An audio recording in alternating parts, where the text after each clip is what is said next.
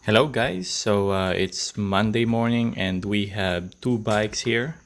One is Elb's road bike and the other one is the Tropics mountain bike. So we will put some paint protection film on these bikes. So ito yung ating protection sa mga, let's say, mga stone chips, yung mga gas-gas, ayan. So it can protect your bikes when it comes to those damages, or let's say, minimize the damages on the bikes that you have. Okay, so enjoy watching the video.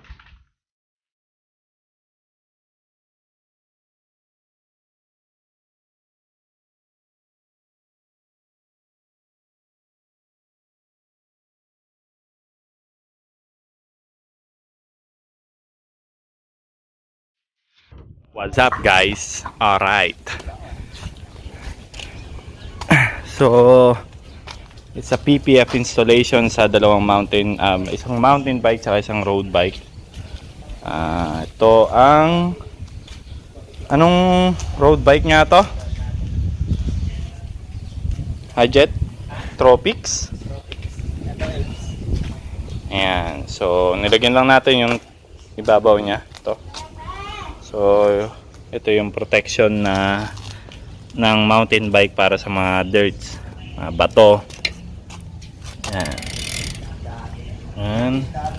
And ito, so di na pinalagyan to dahil matte, nagiging glossy.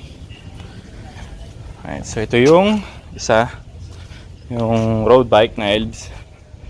Ayan, so mura lang naman to, mga nasa 200,000. Ayan. Okay, ito, then ito. Ayan, so titignan nyo, ayan yung may PPF, so makikita nyo. Ayan. Ayan. So pati ito nilagyan natin to para pag umiikot, para hindi na nagagasgas tong pinaka frame nya. Okay.